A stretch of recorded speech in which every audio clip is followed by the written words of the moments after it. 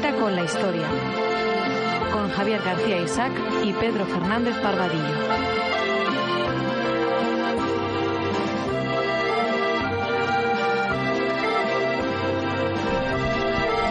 Estamos en cita con la historia, cita con todos ustedes. Hoy, ni más ni menos, bueno, como siempre nos acompaña Pedro Fernández Barbadillo, pero hoy con una invitada muy especial que ustedes ya la conocen, ya ha estado aquí con nosotros, Cayetana Johnson. Cayetana, ¿qué tal? Buenos días, muy buenos días a todos. Sí. Si me pongo a hacer tu currículum o tu presentación, se nos va la hora, con lo cual se nos va la hora.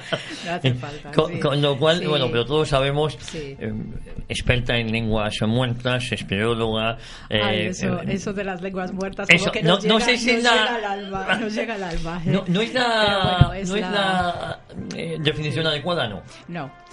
Pues eso, corrígeme para que yo no. Nada, no, es una terminología que se suele emplear, ¿no? Porque se entiende que son lenguas históricas, que no está en uso. Que no se utilizan, pues como un español, un italiano, un francés, ¿no? Pero bueno, las consideramos muy vivas y desde el punto de vista cultural y de textos, ¿no? De todo tipo de saberes, pues son fundamentales, ¿no? No volveré a decir eso de lenguas muertas, que lo sepan, lenguas históricas. Es algo que se queda aquí cliché, pero nada, no hay problema. Es que llamar lengua muerta al latín cuando lo que estamos hablando es un dialecto del latín, pues eso, mira, ahí me ha dado, Sí, pues enseño cosas como hebreo, arameo, literatura rabínica y arqueología, especialmente. Sí, señor. Y arqueología. Y además es que no solamente enseño, sino que soy arqueóloga, soy parte activa, ¿no? En Israel, estoy ahí 3 meses durante el verano en 2 yacimientos arqueológicos, uno en Julio, Tel Hatzor, estamos en contexto cananeo, y el libro de Josué, capítulo 11, ¿no? Que relata y menciona expresamente la ciudad de Hatzor, muy cerca del mar de Galilea, y después entre agosto y septiembre estoy en Jerusalén, en la ciudad de David, precisamente, el yacimiento más grande que hay ahora mismo abierto. Además, en el otro programa que hicimos aquí en Cita con la Historia, en realidad estuvimos hablando de la tumba de Jesús. Eso es, sí señor, magnífica tumba de Jesús, y también ahora se está rehabilitando ya casi al 100% la Basílica de la Natividad, y se espera que para estas Navidades ya esté totalmente recuperada y restaurada, y están exponiéndose los mosaicos de Santa Elena y Constantino, algo maravilloso. Pedro. Además, Cayetana viene muy contenta porque ha encontrado un pendiente. Sí, pues, a que tu mujer se ha quejado como la mía de que pierde los pendientes y no los encuentra. Yo pierdo cosas dentro del coche y no aparecen, y no ha salido, ¿no? Y pendientes es una de las cosas más habituales. Bueno, pues Cayetana Johnson apareció en un reportaje en El Mundo hace unas semanas porque había encontrado un pendiente. Si nos lo explicas. Sí, ha habido noticias este año, porque en primer lugar el famoso pendiente, un pendiente de época helenística del siglo III antes de era cristiana, y bueno, para los arqueólogos son auténticos lujos encontrarnos estas cosas porque estamos acostumbrados a muros, piedras y cerámica, y de repente aparece oro, y ese es el grito que se lanza en el yacimiento: oro, hemos encontrado oro. Y efectivamente ha aparecido un pendiente, una exquisitez de una gacelita con sus cuernecines echados para atrás, y claro, siempre te preguntas, dice, bueno, aquí las señoras pues perdían joyas de una manera bastante fácil, ¿no? Y porque hemos encontrado más cosas también a lo largo de una calle que sube desde la piscina de Siloé, y entonces ese pendiente lo encontramos hace un año, pero tenemos un estricto protocolo de silencio para cuando tenemos hallazgos significativos, y entonces el 8 de agosto se terminó publicando, y bueno, pues a mí me escogieron como modelo pues para hacer como cualquier señora de la antigüedad,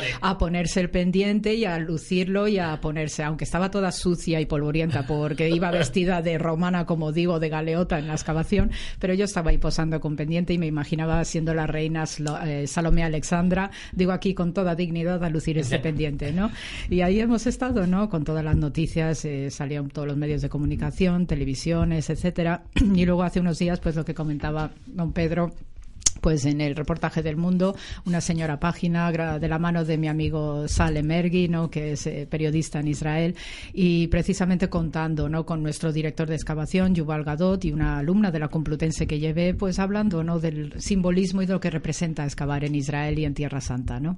Pero fíjate, y tuvo que ser muy emotivo, ¿no? En estar presente cuando estabais Sí, siempre es una emoción, además porque estás tocando vida cotidiana, ¿no? O sea que claro que tenemos los grandes edificios, las grandes estructuras, pero encontrarte algo que pertenece a alguien, que no sabes ni cómo se llamaba, pero sabes que lo llevaba una señora de cierto empaque y de una clase social adinerada y alta, que esto nos pone en conexión con el tema que tenemos hoy de programa, ¿no? Acerca de las mujeres, ¿no? Hombre, también para ponerle el tono, la nota histórica, no hubo una foto de otra mujer con el tocado de la reina de Troya. La esposa de Schliemann, precisamente, el que excavó Troya, eso es. Que la buscó por correspondencia. Con la condición de que supiese griego clásico. Eso es. Y precisamente una de las cosas que destaco en la entrevista del Mundo, ¿no? Que siempre se nos critica, hay muchos prejuicios acerca de la arqueología en tierras de la Biblia, ¿no? Porque nuestra fuente principal es obvia que es la Biblia, obviamente es la Biblia. Pues Schliemann excavaba con la Ilíada en una mano y el Pico en otra, ¿no? Y es lo que destaco en el Mundo, ¿no? Entonces sí, también se le echaron encima, ¿eh? O sea que en su momento causó cierto revuelo, también por muchos celos profesionales alrededor. Pero no deja de ser que, bueno, son referencias textuales, literarias, los cantos del pasado, ¿no? Que nos hablan de ciudades y de personajes, y por qué no utilizar la Biblia, que además, gracias a la arqueología, se nos va revelando cada vez más su contexto sociohistórico, ¿no? Precisamente.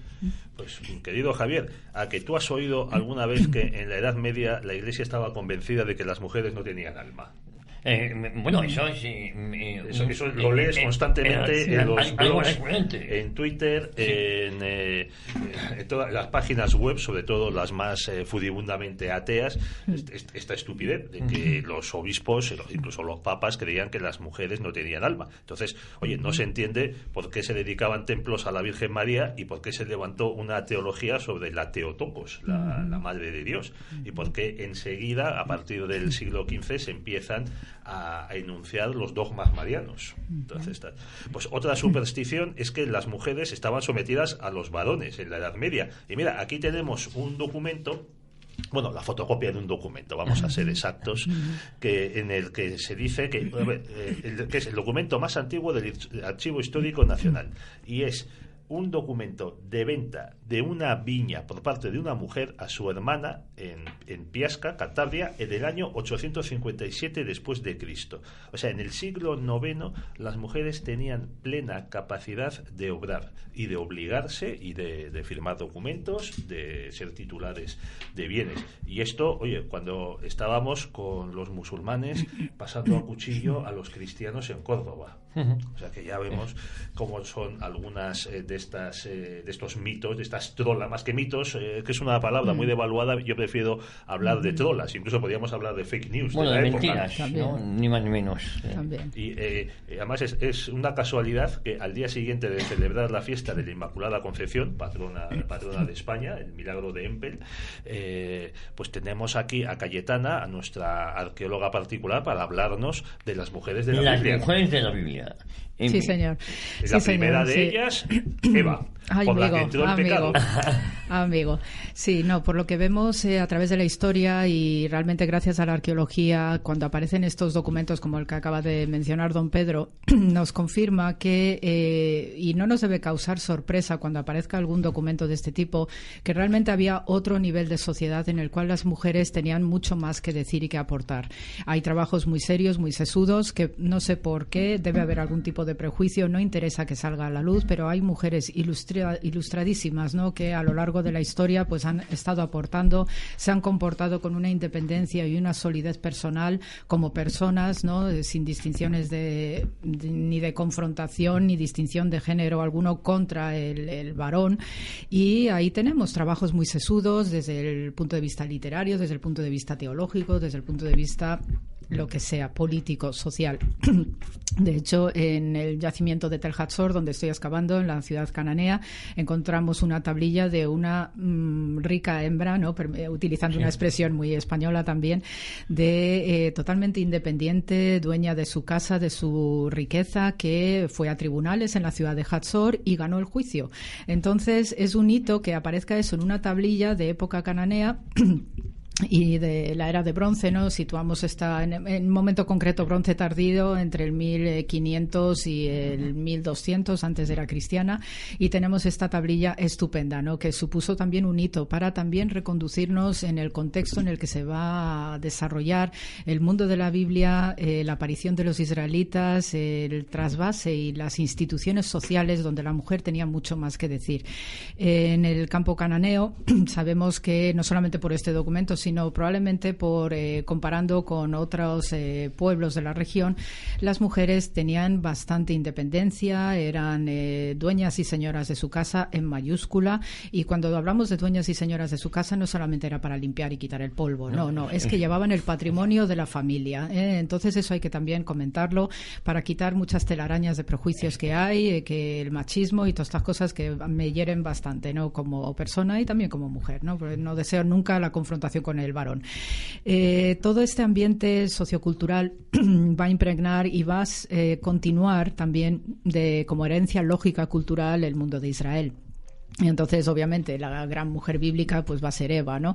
Y con la figura de Eva, que también nos lo cuentan fatal. Ya ha creado una doctrina muy penosa, ¿no? Muy negativa acerca de la mujer, y eso ha ido pasando de generación en generación, siglos. Pero en la doctrina rabínica, la figura de Eva es muy especial. Y por decir datos, desde la exégesis rabínica, que también es un campo que me muevo con bastante agilidad, a diferencia del hombre que es creado de la tierra, de la Adamá, en hebreo, y así aparece en Génesis 1, la mujer es construida, y la raíz verbal de construir en hebreo es baná. Es igual que la palabra biná, que significa entendimiento en hebreo, conocimiento. Entonces, ya la mujer, desde el minuto 1 en Génesis, el primer libro de la Biblia, se nos presenta a una mujer que es hecha de una manera muy especial, muy singular, y nunca en confrontación con la parte masculina. De hecho, cuando se nos dice que es creada de la costilla, que es una metáfora preciosísima, porque las costillas en nuestro sistema de esqueleto protege el corazón. Y entonces el corazón es reposo y sede de misericordia también en el judaísmo, el famoso concepto de Gesed, la misericordia de Dios expresa. Y cuando es creada de la costilla, es emanada de esa zona del corazón, y es creada desde la lateralidad también que representan las costillas. No es ni la parte superior, la zona de los hombros o la cabeza, no es la parte inferior, las piernas, los genitales, sino que es esa parte central donde reside la misericordia de Dios. Por tanto, la mujer es creada como paredra, como compañera, ¿no? Que ha de complementar, que ha de soportar, ayudar al esposo, al varón, igual que él debe hacer con ella. Entonces, ya partiendo de ese punto o ese concepto de la creación del hombre y de la mujer, eso se llama rajatabla en el judaísmo. En el judaísmo, tanto el hombre como la mujer son maestros, son profesores, son dueños del patrimonio familiar, y eso incluye a los seres humanos, ¿no? Empezando por los hijos y luego la parentela extensa, y los dos son los grandes profesores de los hijos. Desde que nacen los críos, obviamente están más bajo la tutela de la madre, porque la madre es la dueña y señora de su hogar, el hombre es el que está fuera trabajando el campo, el ganado, está haciendo sus negocios, y por tanto hay un equilibrio de fuerzas, y ninguno de los dos está por encima del otro. De hecho, de vez en cuando oímos, ¿no? En nuestro mundo esos ripios, no, lo que diga la mujer, ¿no? Cuestiones muy domésticas o de jerga, pero que reflejan, son ecos de esta herencia judeocristiana, ¿no? Y entonces, como es la madre la que está tutelando, porque es la que pare a esos críos, pues con la vida doméstica de hacer el pan, el trabajo de amasar, que también es una creación, y eso también es algo que transmiten las madres, ¿no? El acto creador. Estás trabajando el alimento con amor, nutres a la familia.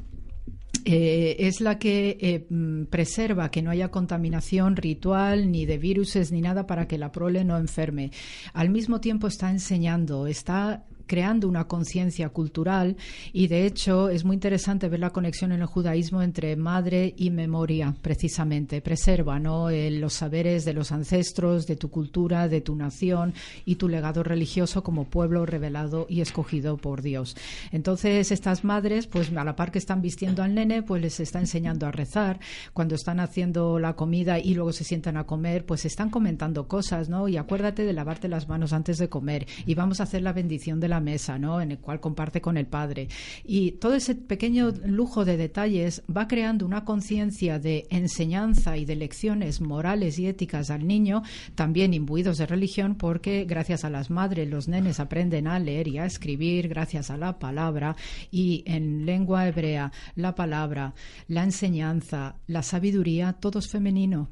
Son formas nominales y verbales femeninas, precisamente, y precisamente los críos empiezan o aprenden en ámbito religioso, y hasta hoy aprenden a leer y a escribir con el Levítico de la mano, ni más ni menos. O sea que yo a veces, cuando comento esto a compañeros, a profesores, ¿no?, en otras disciplinas, yo digo: Howard, dile a nuestros chicos que aprendan a leer y a escribir con algún texto bíblico o con el Quijote solo, y yo creo que les da meningitis. O sea que hemos perdido tanta sutileza y tanta finura, y en eso sí me voy a mojar, si me permitís, ¿no?, de comentar, ¿no?, cosas que yo creo que podríamos volver a esa inocencia, a esas formas simples, ¿no?, domésticas de enseñanza, donde las madres tienen una fase importantísima de formación moral con los hijos.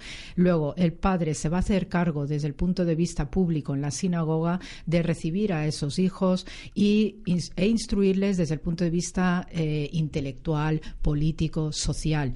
Si la madre no siembra unos valores emocionales o afectivos en el deseo de aprender virtudes, ética y moral, el chico no puede ser un buen ciudadano. Ese es el concepto en el judaísmo, y además las madres también están en íntimo contacto por sus ciclos menstruales con los ciclos de la naturaleza, la astronomía, la agricultura, la vegetación. Entonces ese es el núcleo principal, es el embrión a partir del cual se crea un individuo enriquecido por el judaísmo, por su religión, sus instituciones, sus ancestros. Es la memoria, ¿no?, la que tienen las mujeres. No es casualidad que las mujeres sean las plañideras las que acompañan en los ritos funerarios, porque están en contacto con un mundos muy sutiles, y por eso luego el hombre se encarga de hacer la parte social, institucional. No es que no digan nada en la casa, porque las bendiciones familiares de Shabbat las hace en conjunto el hombre y la mujer. La mujer es la que hace la bendición de las velas con el marido y la copa de vino, y están los dos de pie juntos, porque los dos son uno.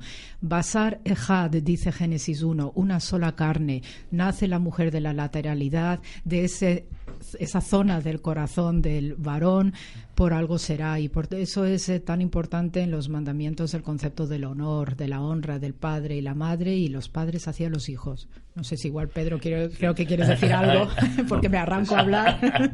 No, nos ha dejado aplanado, ¿verdad? Yo no sé cómo vamos a volver a casa, tú y yo. Mirando. Sí, te quería preguntar también, sí. Creo que en el judaísmo quien transmite el linaje a los hijos es la madre. Es matrilineal, eso es matrilineal, ¿no? Y precisamente por todo este conjunto de saberes y de disciplinas, y por eso, ¿no? De hecho, la misma tierra de donde es creado el hombre, el Adam, es Adamá, es femenino, ¿no? Entonces es un detalle que quizás es muy de especialista, pero cuando trabajo con mis chicos el texto hebreo, ¿no?, Génesis, solamente Génesis 1.1 es una declaración de principios de cuál es el proyecto de Dios para con nosotros, para el resto de la humanidad. El primer libro del Génesis, el número 1, es Aleph, el alfabeto hebreo, ¿no? No había los números arábigos como tenemos hoy, sino que eran las mismas letras, eran números. Y el primer libro, Génesis, ¿no?, es Aleph, es la letra del Padre, es el que contiene el nombre de Dios, ¿no?, como Elohim, como Él. Y inmediatamente comienza el primer versículo, ¿no? Bereshit bara Elohim et hashamayim vet haaretz. Ese Bereshit, en un comienzo, la letra Bet, que es la siguiente letra, la letra B, es el número 2. Es el número 2, que representa a la pareja, y es una letra femenina, la letra Bet. Es decir, que en el proyecto de Dios ya estaban los códigos de lo masculino y lo femenino que conjuntamente son necesarios para la creación, para la formación de familias, para la formación social, ¿eh? Entonces son detalles tan preciosísimos que en las traducciones se pierden y no se tiene el nivel o la profundidad o el calado que representa para un hebreo leer estas cosas. Entonces te quería preguntar, saltando pues no sé cuántos miles de años hasta el presente. Sí. Entonces, este movimiento que estamos sufriendo ahora de enfrentamiento brutal entre hombres y mujeres, incluso de ver a los hombres como enemigos de las mujeres, va contra la obra de Dios que quiere. Muchísimo. Para mí es una ofensa grave, y además cuando les veo, cuando estoy todos los años en Israel, no solamente estoy de carretilla y pico y pala, sino también estoy enredando con rabinos y sinagogas que me permiten entrar con muchísima generosidad. Cuando yo les digo que soy cristiana, no, Anino Tzria, no, pues en hebreo me dicen no hay problema porque Jesús era uno de los nuestros, me dicen así abiertamente, y eso también son cosas que yo necesito transmitir, ¿no? Para que vea que no debe haber enfrentamientos. A fin de cuentas, Jesús de Nazaret era judío, su madre era judía, San José era judío. Tenemos toda una realidad de judaísmo detrás de Jesús que va expresándose cada vez más a través del Nuevo Testamento. Entonces, estos enfrentamientos, hay una cosa curiosa y a veces reflexiono, ¿no? En el Talmud, en el Tratado Sotá, se nos habla de las señales del advenimiento del Mesías. Y precisamente una de las categorías que se emplean para detectar que viene el Mesías, porque hay un desorden cósmico o desorden divino, hay una disolución que está en marcha, es precisamente el enfrentamiento entre padres e hijos, entre hombres y mujeres. Se disuelve todo el orden natural establecido por Dios, que ya acabo de comentar con este Génesis 1.1, ¿no? Este Bereshit, ¿no? Donde el hombre y la mujer deben ser compañeros, colaboradores, deben estar armonizando constantemente porque somos hijos de Dios, ¿no? Y estamos cumpliendo y tenemos que ordenar ese espacio sagrado que nos ha dado en este planeta. Entonces, en el momento que eso se rompe, indica que hay una disolución en marcha, y es una de las señales del advenimiento del Mesías. Tenemos en los mandamientos, y además es el mandamiento está muy reforzado a través de no solamente del Éxodo, sino también del Levítico, que es el libro de enseñanza primordial a los nenes en la casa cuando aprenden a leer y a escribir, el tema de honrar al padre y a la madre. A veces se difumina, ¿no?, el significado profundo de la honra en castellano, pero en hebreo se utiliza la palabra kavod, que también se utiliza para la gloria de Dios, y precisamente esta palabra en hebreo refleja dignidad de la persona. Es decir, que yo respeto y reconozco la dignidad de mi padre, de mi madre, de los padres hacia los hijos, y eso se va extendiendo a toda la parentela y es una extensión social, de tal forma que luego surgirán esos mandamientos tan preciosos como ama al prójimo como a ti mismo, que es la regla de oro de Hillel, precisamente una de las grandes fuentes que inspiran la predicación de Jesús de Nazaret. Yo digo, ama al prójimo como a ti mismo, es honrar en este sentido hebreo de respetar la dignidad humana, y eso parte desde el mismo embarazo. Por eso el aborto es algo categóricamente prohibido en el judaísmo. Es que ni lo conciben siquiera, ni lo conciben. Y una de las cosas también que tiene el judaísmo es el tema del infanticidio, que también es algo visto de una manera nefasta. O sea, que una madre que es capaz de matar a su hijo, no recién nacido, por lo que sea, porque yo qué sé, es madre soltera, ha tenido ese desliz, en vez de matar al hijo, no, el clan familiar vela porque ese niño salga adelante. Saben y amonestan a la mujer, ¿no?, por haber tenido ese desliz, pero no se les pasa por la cabeza, y mucho menos a una mujer, el infanticidio para tapar la vergüenza, ¿no? Entonces hay una serie de conceptos clave que lo llevan a gala hasta hoy, incluso entre aquellos, digamos, israelíes o judíos más laicos que también existen hoy en Israel, pero tienen a gala preservar ciertos valores que son ancestrales y que no se debe pasar por alto. Entonces son conceptos tan preciosos y tan básicos, tan fundamentales para coexistir, para saber conducirte por la vida, y sobre todo tener ese centro donde no quepa lugar a ningún tipo de planteamiento relativista, que es lo que está impregnando nuestro mundo hoy. Bueno, aquí seguimos abrumados. Y Cayetana, doy fe. Ay, señores, doy fe a nuestros amigos están oyendo, doy fe que estoy sentada delante de ellos y bueno, les estoy viendo las caritas y están brillando, están brillando, de verdad, están brillando, están brillando. Te hemos traído para que seas tú la estrella, vamos. Sí, porque además hace poco has acabado un curso de arqueología en la Universidad Francisco de Vitoria. Supongo que los alumnos te mirarían con la misma cara que estamos poniendo aquí. He terminado, sí señor, me lo he pasado estupendamente en la Francisco de Vitoria, que están excavando precisamente la ciudad de Magdala, que es el hogar natal de María Magdalena, y entonces he estado dándoles un seminario intensivo en el Departamento de Antropología y Ciencias Sociales, ¿no?, sobre arqueología y además contextualizando con instituciones bíblicas, costumbres, ¿no?, para poder entender esos escenarios y lo que estaban viendo, ¿no?, cuando van a Jerusalén. Pues mira, has mencionado a María Magdalena. Sí. Ya sé que es saltar del Antiguo Testamento al Nuevo, pero también sobre ella hay esta trola. Hay mucha literatura, mucha reelaboración. Perdona, literatura con muy mala... Con ganas de hacer daño, quizás. Sí. Efectivamente. Me acuerdo que tuve una discusión en Twitter, la culpa es mía por tener discusiones en Twitter, la verdad, con uno que empezó... Es que están... No, todavía, querido Javier, es peor. Están a medio documentar. Porque el indocumentado, el inculto, al menos sabe que él sabe que no sabe. Sí. Y puede admitir que se le enseñe. Pero el que está a medias tiene pretensiones. Eso es, el que ha leído un solo libro, como decía Unamuno, que huyamos de los lectores de un solo libro. Empezamos a leer, que leamos muchos libros. Pero muchos y variados, porque puede ser que lean mucho, pero mal caminados.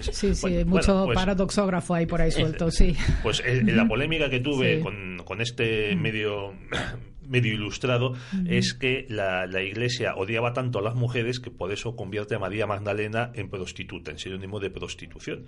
Y la verdad es que en los evangelios en ningún momento se menciona que esto. Se dice de María Magdalena que mucho amó. Y nada más, ya está. Perfectamente. Además, entonces, se la relaciona en el Evangelio de Juan con la mujer adúltera, que Jesús salva de la lapidación. También está relacionada con la mujer que unge de perfume los pies de Jesús, ¿no? Como ella está ya intuyendo, ¿no?, lo que va a ser la pasión de Jesús y le unge, ¿no?, estando en vida. La típica forma de ungir funerariamente al que va o al difunto. También se la ha puesto en relación con María de Betania, la hermana de Lázaro, precisamente.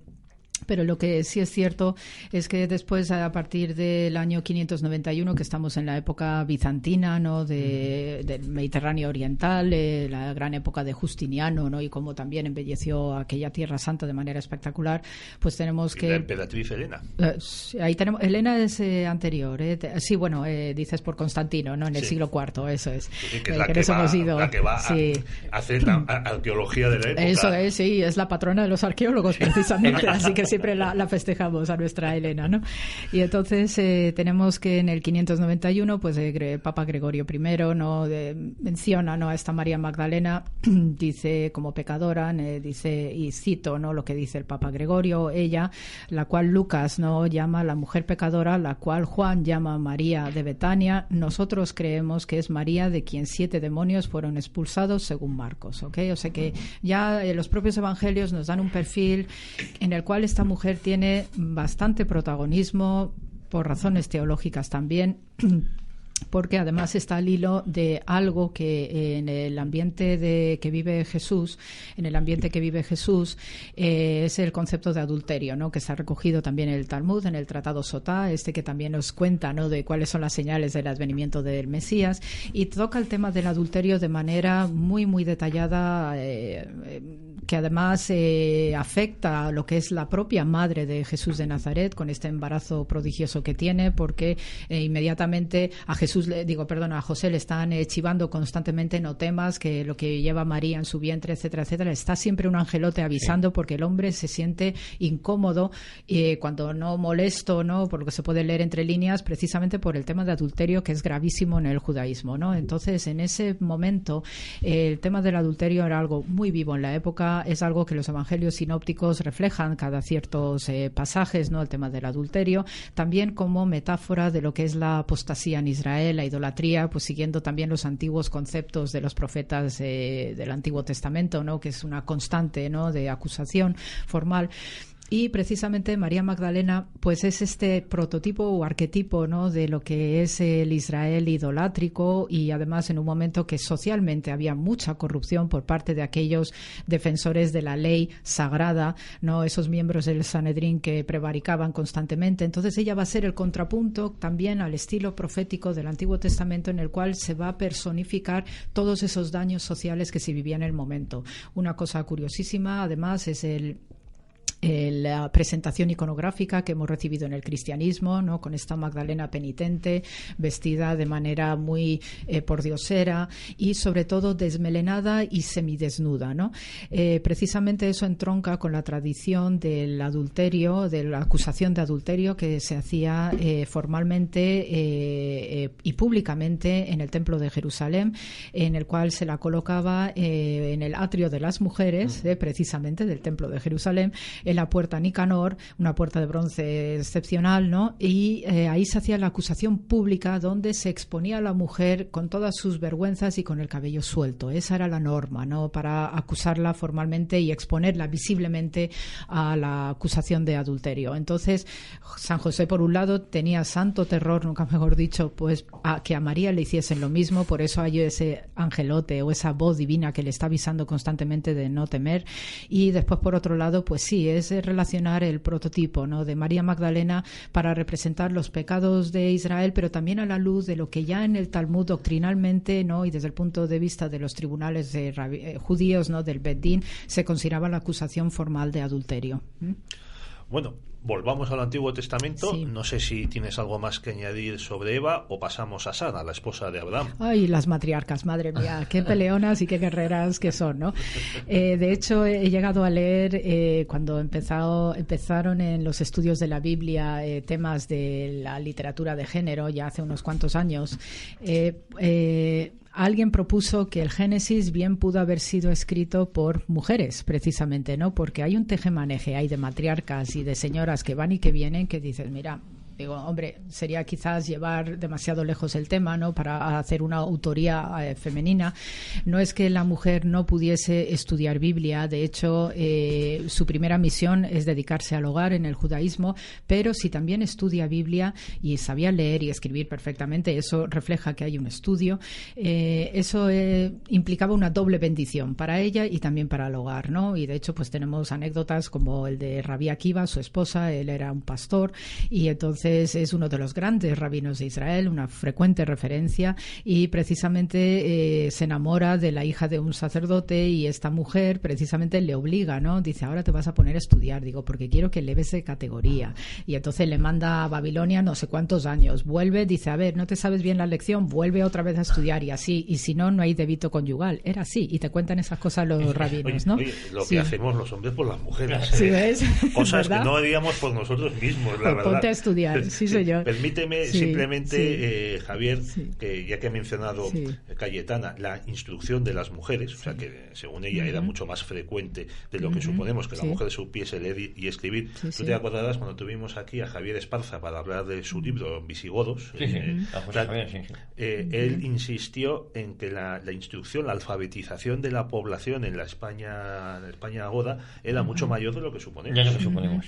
Sí, mucho más profundo. Mira, Sara es la única mujer en la Biblia a la que Dios habla directamente, ¿no?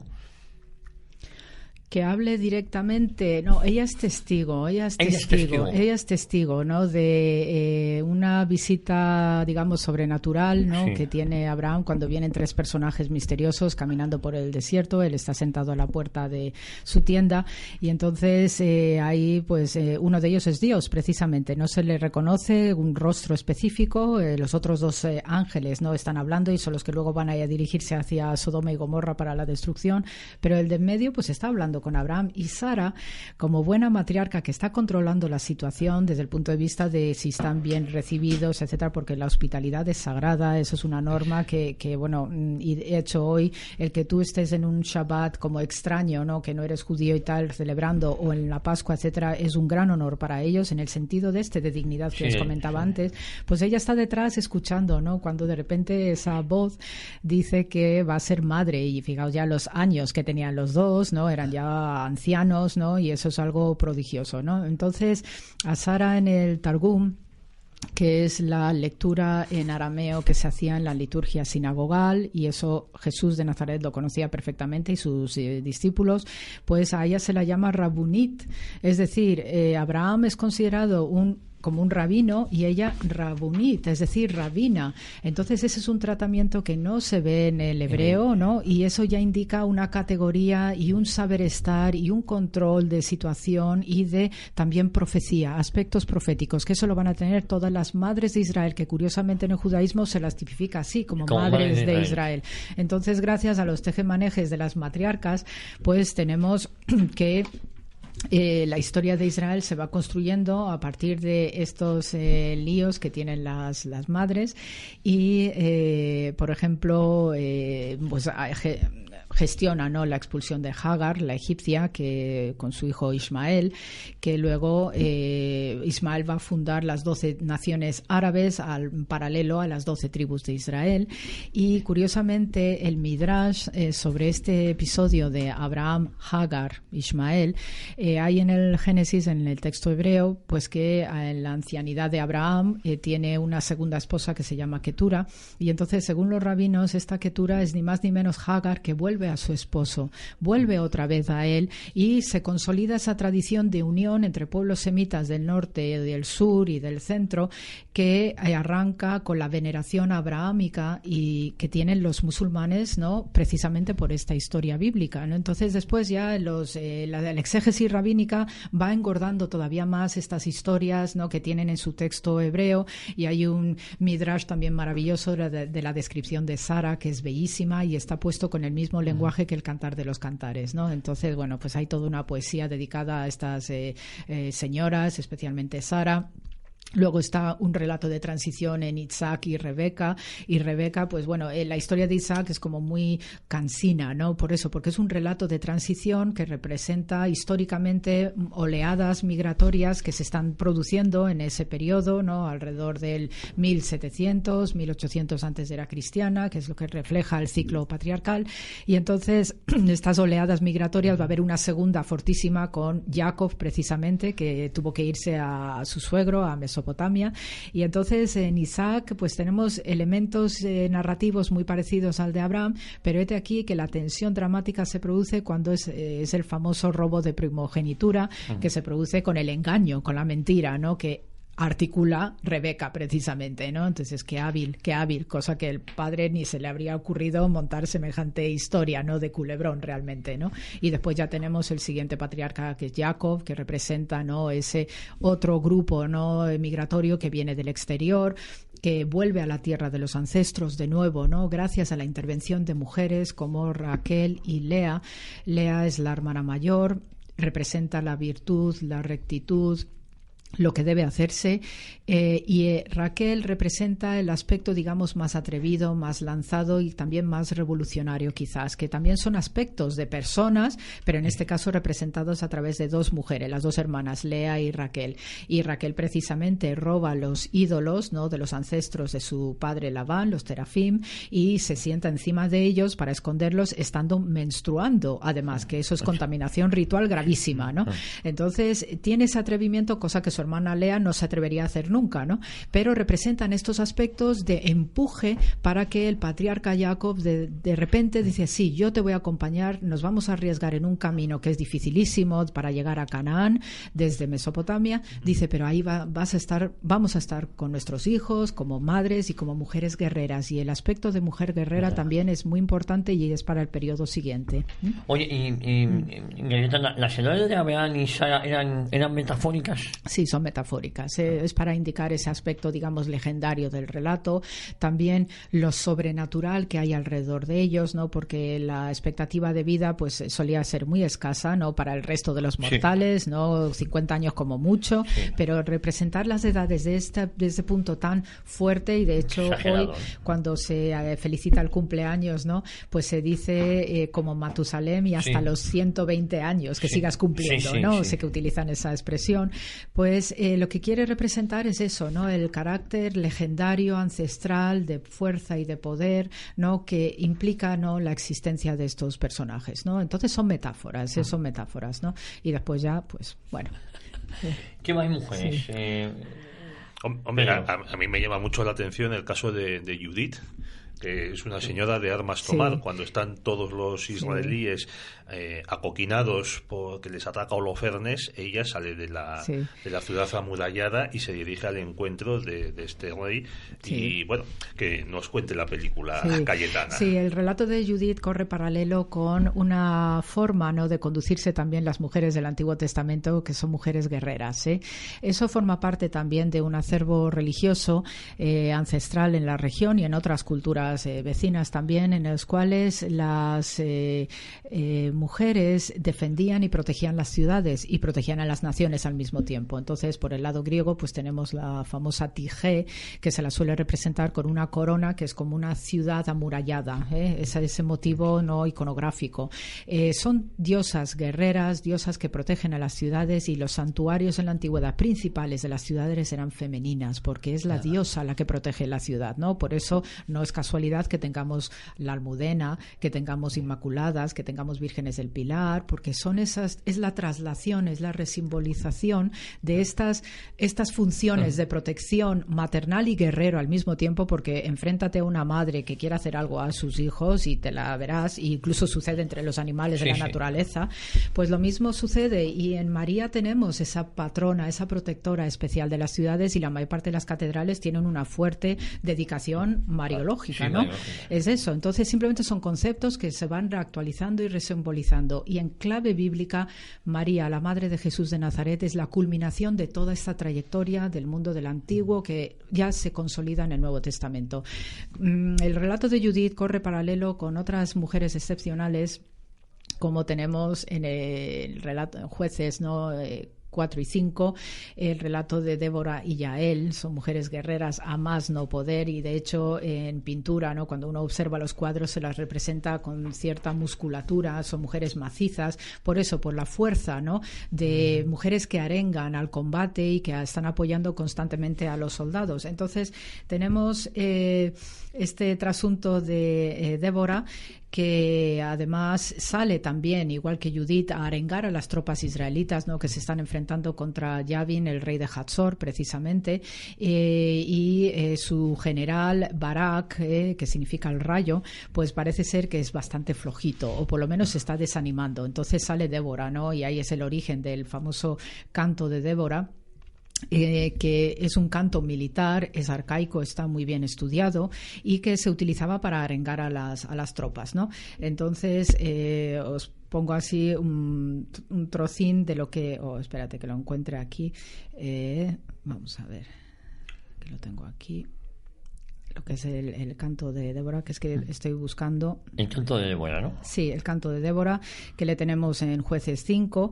Entonces, pues eso, por ir cogiendo partes sueltas del canto de Débora, ¿no? Aquel día cantó Débora con Barak, hijo de Abinoam, diciendo, ¿no?, porque he vengado las injurias de Israel, porque el pueblo se ha ofrecido de su voluntad, alabad al Señor, oíd reyes, oíd príncipes, etcétera, ¿no? Cantaré, cantaré, cantaré, ¿no?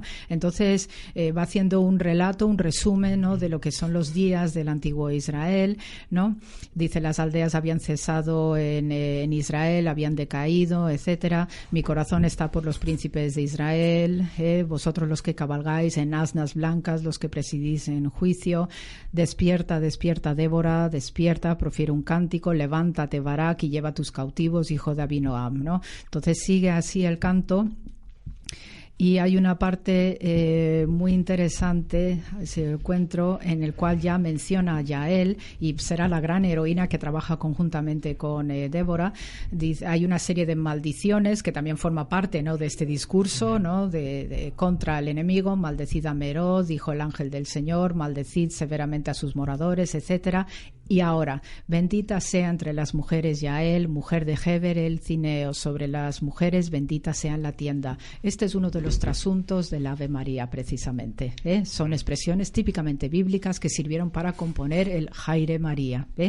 Y a continuación tenemos este episodio, ¿no?, en esta guerra, en el cual pues se produce también un episodio singular con Yael, ¿no? Y leemos en el texto bíblico de Jueces 4:21, en el cual se dice: pero Yael, mujer de Heber, tomó una estaca de la tienda y, tomando en la mano un martillo, se le acercó silenciosamente a Sisera, que era el general del bando contrario de Yabin, el rey de Hatzor. Se le acercó silenciosamente y le clavó la estaca en las sienes, la cual penetró en la tierra, pues él estaba profundamente dormido y agotado y murió. O sea que ahí es nada. Esta señora pues estaba en el bando israelita, de repente ve que este Sisera pues está huyendo, ¿no?, porque hay una contienda. Entonces está huyendo y ella, pues de manera simpática, le invita a la tienda y le dice: bueno, descansa aquí, te ofreceré, pues eso, lo que se ofrecía, ¿no?, leche y estas cosas, ¿no?, de típico de beduina. Y entonces aprovecha que está durmiendo para clavarle los clavos de tienda, que eran unos señores clavos, y la atraviesa la cabeza de tal forma que la cabeza queda clavada en el suelo. Entonces, claro, tú ves estos comportamientos y dices: madre mía, dices, menuda señora. Y a continuación, canto de Débora, el canto de victoria militar, ¿no? Entonces, claro, eso para ponerlo en relación con el relato de Judith, que no se le caen los anillos por cortar la cabeza a nadie, ¿no? Tenemos estas mujeres singulares, ¿no?, también, ¿no?, de tipo belicoso, de tipo guerrero, como también vamos a encontrarnos con Rahab, otra prostituta. Además, Rahab nos está hablando junto con Ruth de mujeres que son extranjeras, que no son ni hebreas, no son judías, no tienen nada que ver, pero sí se convierten después de los acontecimientos, ¿no?, en los cuales ayudan a los israelitas. Y esta Rahab se la dice teóricamente que es una prostituta, pero realmente es una mesonera. Y además la palabra mesonera o mesón en español tiene una raíz judía, ¿no?, del masón, que es un lugar como una casa de huéspedes donde pues van los viajeros, se refrescan, alimentan, duermen y demás, y luego si se acompaña de alguna señora es su libre elección, no es que fuera una casa de prostitución. Y esta Rahab era una rica por su negocio. Venimos a la independencia económica de la mujer, y ella estaba manteniendo a su familia, por eso pacta con los israelitas, dice: no me matéis a mi familia cuando conquistéis Jericó, no me matéis ni me hagáis daño ni nada, y les ayuda con los espías que camuflan la vivienda, etcétera, y luego ya permite con ello que Josué entre y tome la ciudad, y al final termina casándose con él, hace una teshuvá, una conversión, sin tener que estar Dios hablándole constantemente, como si se ve en el ciclo patriarcal o con otros varones, donde parece ser que hay que convencer al hombre de la cosa. En las mujeres está muy fácil, porque ellas están en contacto constante con ese nivel profundo, ¿no?, de espiritualidad. Rahab se casa y empieza el linaje davídico, precisamente gracias a Rahab y a Josué, que luego va a culminar con Ruth, la maravillosa historia de Ruth. En el relato bíblico de Rahab hay algunos especialistas en antropología que han comentado que el hilo rojo que puso Rahab, y al hilo también, nunca mejor dicho, de la exégesis rabínica, la tikvé es la palabra técnica en hebreo para ese hilo rojo, y hacen un juego de palabras con la palabra tikvá, que en hebreo significa esperanza. Entonces en Rahab están confluyendo con este juego lingüístico, dos conceptos muy profundos también, como la esperanza para un judío, que es lo que hace esta mujer y transmite al pueblo de Israel. Ese hilo rojo, algún especialista de estos estudios varios en antropología, pues comenta que puede ser el origen de esos farolillos rojos o colores rojos que solían darse en las casas de prostitución a lo largo de la antigüedad en el occidente, en Roma, y sobre todo los barrios rojos que hay en nuestras ciudades, que no quiero justificar nada, simplemente es comentar lo que se trabaja y lo que se expone, ¿no? Entonces, bueno, pues para que veáis que la Biblia de alguna manera pues inspira trabajos y fomenta preguntas y cosas por el estilo. Bueno, esto que has mencionado del hilo rojo también se puede vincular a la expresión irse de pico espada, pardos. Amigo, otra expresión famosa. Las mujeres que se dedicaban a la prostitución solían llevar cosidas a su vestido, a su falda, unos picos de tela de color pardo para que sus clientes las pudiesen identificar y no fuesen molestando a otras mujeres. Eso es. Entonces, lo curioso de estos personajes, que de nuevo volvemos, ¿no?, a ese aspecto de prostitución o de adulterios que vemos en otras mujeres, ¿no?, cuando hay un mensaje de especial calado, es que realmente utilizar estos personajes para decir qué no puede hacer Dios. Dios se expresa a través incluso de los más parias de la sociedad con algún sentido específico.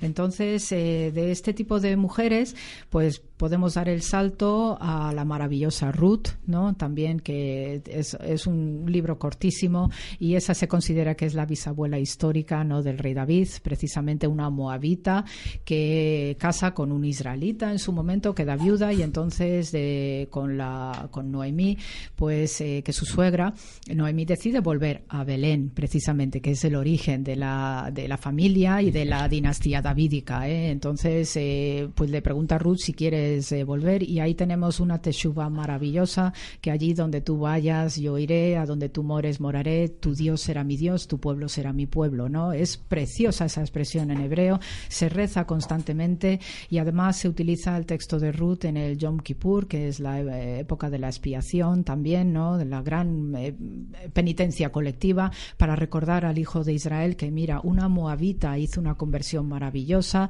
¿no?, con su suegra, y ni más ni menos da lugar a la bisabuela del rey David, ¿no? Y cuando casa con Boaz, que es este pariente lejano, ¿no?, por el tema del levirato, ¿no?, de casarse algún pariente con la viuda, resulta que este Boaz también demuestra ser un hombre excepcional, porque cuando pudo tomar ventaja de ella, ¿no?, cuando ella se tumba a los pies de él, que era una forma de ofrecerse fácil, ¿no?, a una relación sexual, él no la toca, y es consciente de la dignidad de esta mujer, de ese kavod, ¿no?, que dicen los hebreos, ¿no?, de su dignidad, y no la toca. Y entonces ahí es cuando realmente hay una historia preciosísima, sagrada, de lo que debe ser la unión matrimonial entre hombre y mujer con esa dignidad, al mismo nivel que la egipcia Asenat con José, el hijo pequeño de Jacob, que está en Egipto después de la venta de los hermanos y demás. Hay un apócrifo maravilloso creado en ambiente cristiano, precisamente, ¿no?, el apócrifo de Asenat, en el cual, pues al hilo de una exégesis rabínica que ya está funcionando, un midrash en el cual Asenat se enamora de José, es la hija de Putifar, precisamente, el ministro del faraón. Sí, eso es. Y entonces esta Asenat lo mismo, pues quiere ofrecerse de manera fácil a José, y José le rechaza, dice: no, para nosotros es abominación que una mujer bese a un extraño. Le pone las manos en la cabeza como bendición, y ahí es cuando ella hace la conversión, hace una teshuva, se va a su dormitorio, a sus estancias palaciegas, renuncia a todo su pasado, da todas sus joyas y sus ropas lujosas de hija, ¿no?, de corte faraónica, lo entrega todo a los pobres, y ahí es cuando se procede el matrimonio con José, precisamente. Además es muy curioso lo que has mencionado. Nos quedan 5 minutos, porque estamos absortos con la clase magistral de Gayetana. ¿Solo nos quedan 5 minutos? No me lo puedo creer. 7 minutos a lo sumo. Bueno, yo solo quería mencionar que del caso de Ruth, si dices que nace el linaje davídico, de este linaje también proviene Jesús. Sí, señor. O sea que Jesús enlaza con una señora que no era judía de raza, que era toda una empresaria y que disponía de su propio dinero. Muy curioso, ¿verdad? Sí, una moabita que era una abominación para Israel, y es precisamente la que arranca el linaje, junto con otra personaje excepcional que tampoco es hebrea, como Rahab, y tenemos mujeres especiales que no son hebreas, no son judías, y nos está transmitiendo el texto que Dios todo lo puede hacer. Bueno, entonces, ¿nos da tiempo de pasar un poco a las mujeres del Nuevo Testamento? Bueno, pues os puedo comentar en el contexto por el cual se va a situar especialmente la Virgen María. En la teología del periodo del Segundo Templo, que es en el que nace el cristianismo, el propio Jesús de Nazaret, sus seguidores, etcétera, hay una fuerte doctrina acerca del aspecto femenino de Dios, que se expresa maravillosamente bien a través del libro de Proverbios, libro Proverbios, en el cual la sabiduría, Jochma en hebreo, es el centro del libro de Proverbios, pero también otros conceptos como la Shejinah, que es la presencia de Dios, también Shabbat es femenina y se la considera una reina precisamente, y por eso en Shabbat todo el mundo se viste de punta en blanco, se engalana, se pone los mejores perfumes, porque a una reina se la recibe dignamente en la casa, ahí en los mejores sillones. Entonces, estas ideas del aspecto femenino de Dios en la época de Jesús eran especialmente relevantes por el momento de disolución social que se estaba viviendo en ese periodo. Entonces, estos aspectos se van a manifestar muchísimo en un vocabulario y en una iconografía que se ve en la sinagoga de Dura-Europos, donde está representada expresamente la Shejinah, y esto es lo que va a cerrar el ciclo de cara al Nuevo Testamento sobre la figura de María, ¿no? María, el nombre hebreo semítico de Miriam, significa la que está ensalzada, la que está por encima de todo, y no es casualidad que en el monte Sión, donde duerme María, y ese dormir es un sueño profético que va a archivarnos de la apoteosis que tiene María cuando es subida a los cielos, está esa iglesia de la dormición representada precisamente con una cúpula en el techo, o sea que encima de ella, en el cual está representado en el centro Jesús, que la está viendo desde lo alto, y todos los medallones que tiene alrededor son todas las madres bíblicas de Israel, del Antiguo Testamento, donde ella va a cerrar el ciclo como la gran última madre de Israel, en el cual se hace efectiva toda la revelación, la presencia, el nacimiento del Mesías precisamente, y están concentrados en ella todos estos conceptos de la presencia de Dios, la sabiduría y el aspecto de la misericordia que se atribuye a la maternidad precisamente. Nos queda tiempo para hablar un momentín de la profetisa Ana, que es... 3 minutos nos quedan. 3 minutos así nos que quedan. Nos quedan. Bueno, pues hablemos un poquitín, como decía, de la profetisa Ana, que en el Evangelio de Lucas es una de las que reconocen en Jesús al Mesías. Sí, además es que es un concepto... servía en el templo. En el templo, sí. Dice ella, o sea, que el servicio en el templo no era algo reservado a varones. No, y además precisamente por el fuerte sentimiento de estos aspectos femeninos en la religión judía, el propio templo de Jerusalén representaba físicamente ese espacio o esa dualidad en el buen sentido de la palabra. Está el patio de los levitas y el edificio santo, ¿no? Pero luego el patio de las mujeres, y ahí estaban las mujeres trasteando todo el día, y entonces se encargaban de las vestimentas rituales, de coordinar los sacrificios también para que todo estuviera en orden. Luego tenían sus propias estancias donde recogían la limosna. Hay una limosna específica aparte del diezmo, en el cual el donante era anónimo y el pobre recibía de manera anónima eso donado también. Pues ellas se encargaban de coordinar todo aquello. Entonces, claro, ve a alguien como Jesús que se está acercando a ese espacio y claro que reconoce, porque además está dentro del judaísmo el que las mujeres puedan quedarse embarazadas en cualquier momento, incluso hoy, del Mesías.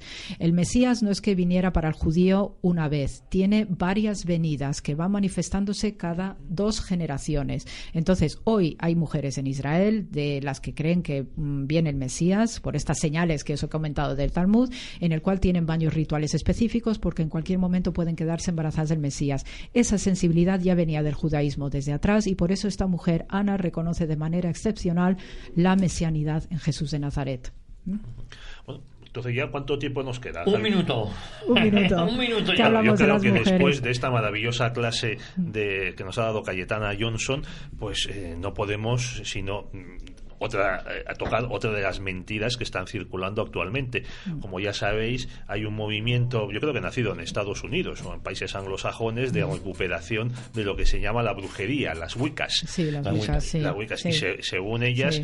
Recuperan un movimiento, unas religiones naturales paganas que ponen a la mujer en el centro de la divinidad, y ya vemos que esto no es así. Ellas las enfrentan a las religiones monoteístas, pero como nos ha demostrado Cayetana, pues en el antiguo judaísmo y por herencia en el cristianismo, las mujeres son el centro también. Son el centro, y hay hombres que las respetan de una manera exquisita a lo largo de la historia.